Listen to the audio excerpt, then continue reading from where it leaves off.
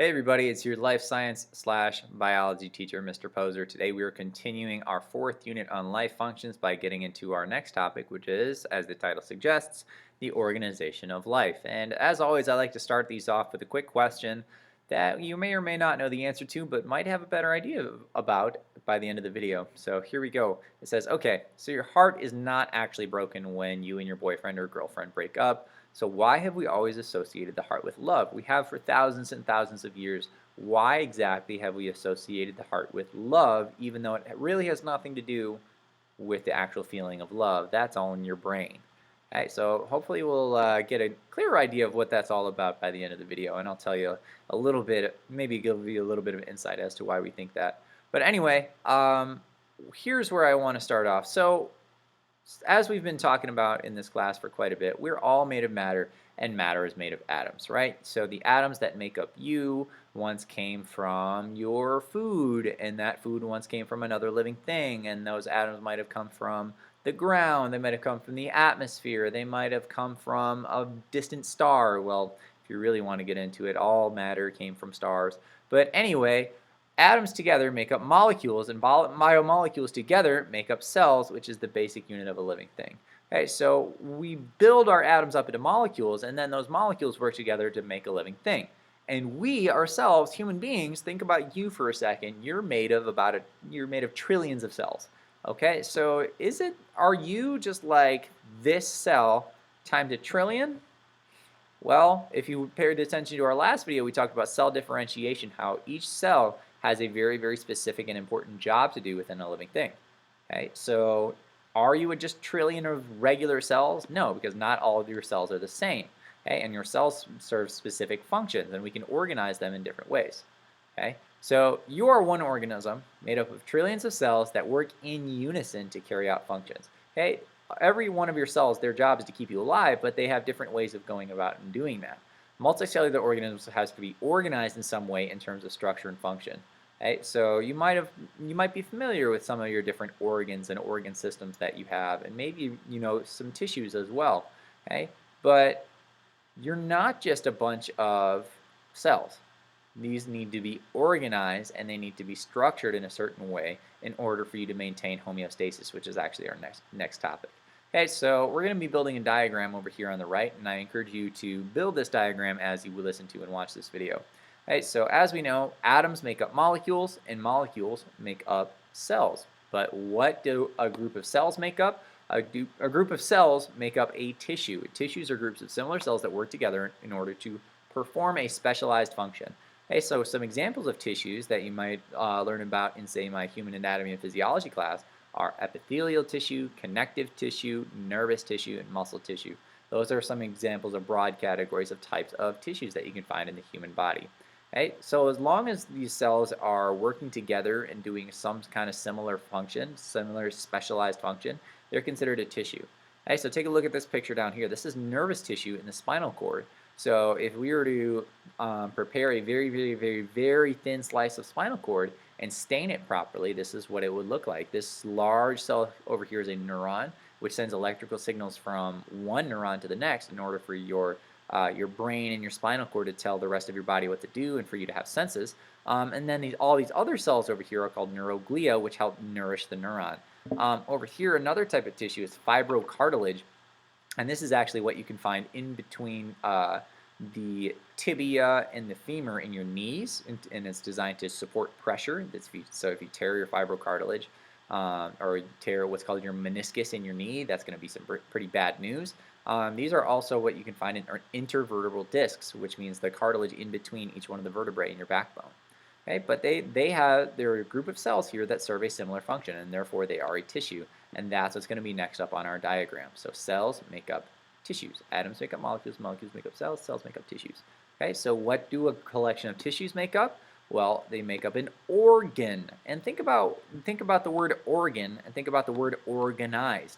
Okay, your body is organized. That's why they're called organs in the first place, is because they're very much sectioned out and they're organized by function, the function that they carry out within the body.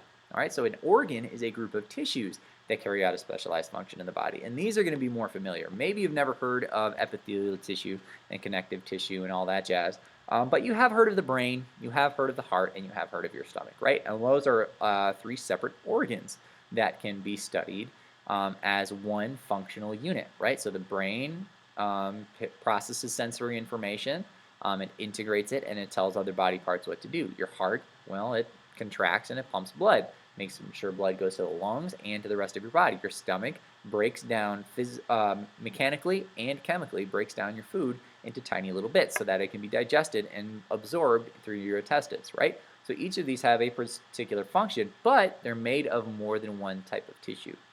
Okay, so the next category up are organs. Multiple tissues make up an organ. Okay, so what do multiple organs make up? Multiple organs make up an organ system, which might even be more familiar. An organ system is two or more organs that work together to perform body functions, and they interact with each other in order to help an organism maintain homeostasis. Okay, so for example, your stomach and your liver and your gallbladder, not your spleen, your esophagus are all part of your digestive system. All your guts down here is your digestive system, right? And that overall job of the digestive system is to intake food, break down food into smaller components called digestion, and then absorb that energy and absorb the biomolecule building blocks from your food in order to help your cells stay alive, right? That's the whole point of your digestive system. And here's your muscular and your cardiovascular systems. The whole job of your muscular system is to help things move within your body and to help your body move itself. And then your cardiovascular system, its job is to transport nutrients and transport waste materials all throughout your body so that you can get rid of your waste and each of your cells can be supplied with a fresh amount of oxygen and nutrients and everything that they need, and they can get rid of their waste easily. Okay, so these are organ systems, and multiple organs must make up an organ system. Okay, so we have one more category left to go here. If we have a collection of organ systems, what do you get? Well, you get an organism.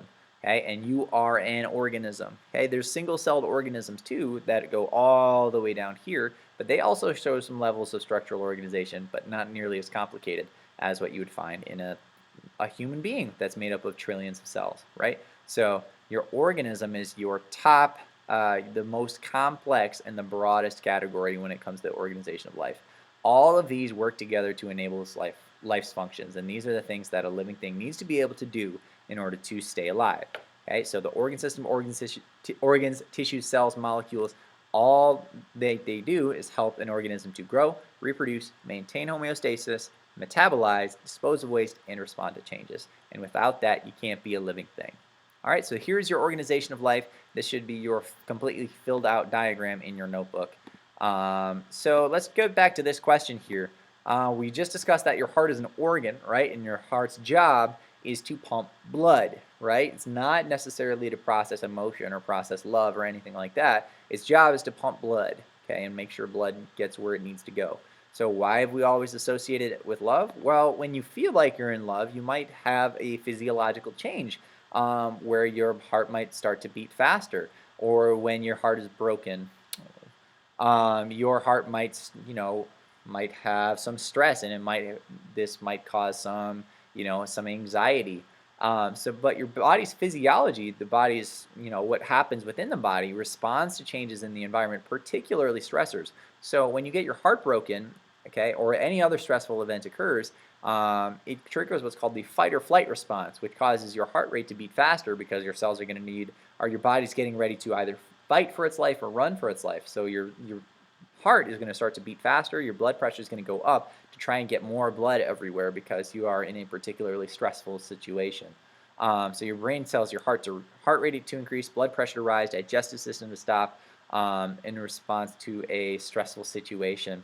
And a lot of times, when you get butterflies in your stomach, well, that's your stomach saying, "Whoa, okay, hold on a second, stop digesting because we're in a stressful situation." Okay, so the organs that you associate with love, like, "Oh, I got butterflies in my tummy," and and your heart, okay, those are really just your body responding to some kind of stressful change. All right, so hopefully that provides some insight into why we've always associated the heart with love. but these are your organ systems working in unison to respond to a change. All right, let me know if you have any questions, and we will see you next time.